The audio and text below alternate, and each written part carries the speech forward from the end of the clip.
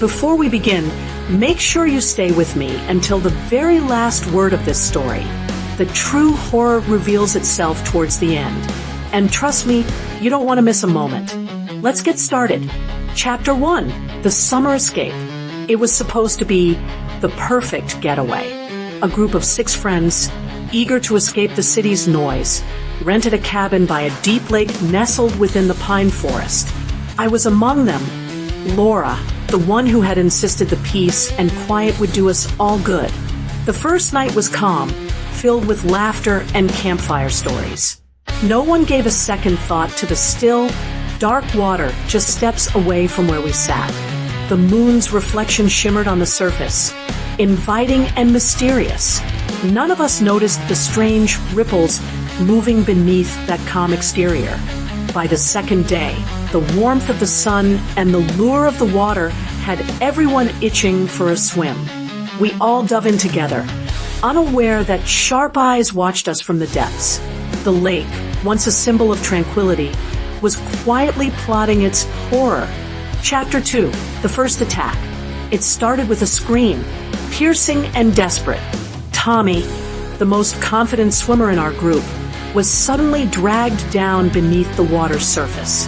The others scrambled to help, but only his frantic splashes remained visible. When he re-emerged, his arm was bloody and panic had carved deep lines across his face. We thought it was a fish bite until the horror revealed itself in the next attack. That night, as we sat around the fire, none of us dared to approach the water.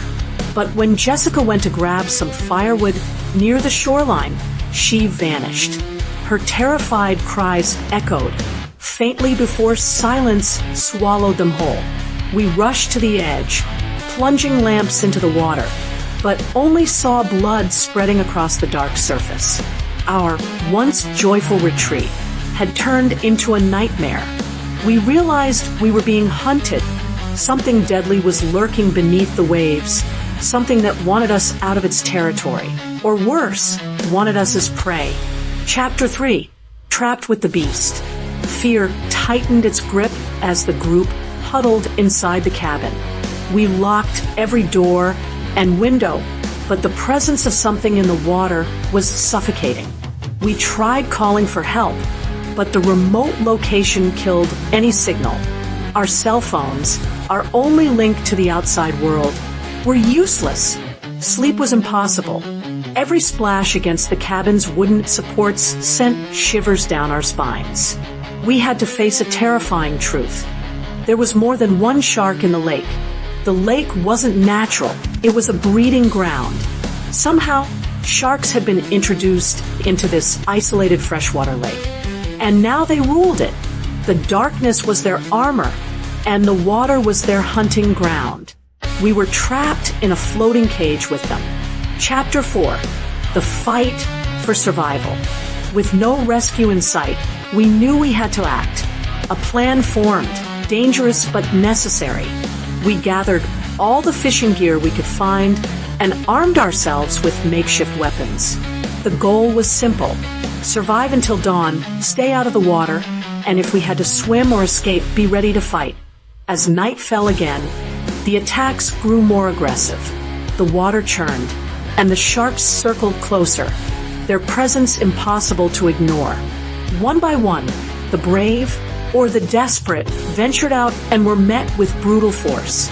Panic, cold water, and razor-sharp teeth made every attempt to escape a fatal gamble. In the midst of terror, I found courage I didn't know I had. Holding a spear, soaked and trembling, I stood my ground as a monstrous silhouette glided beneath me. When it lunged, I struck with every ounce of strength, and the beast retreated, wounded but not defeated. We weren't just surviving, we were fighting back. Chapter 5. Dawn's Grim Promise.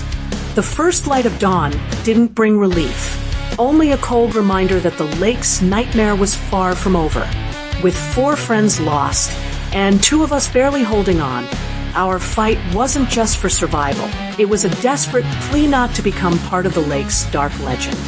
we prepared for a final escape, determined to swim to the opposite shore where an old ranger station was rumored to be.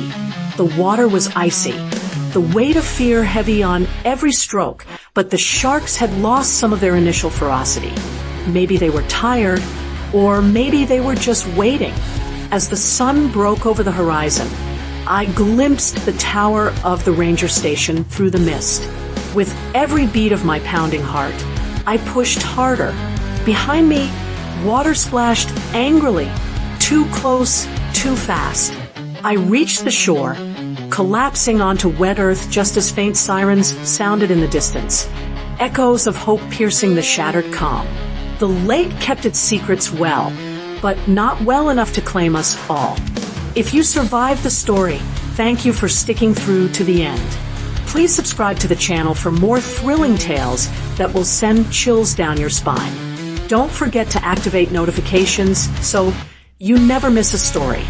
If you liked this video, give it a thumbs up, share your thoughts in the comments below, and share the video with friends who love a good scare. Until next time, stay curious and stay safe.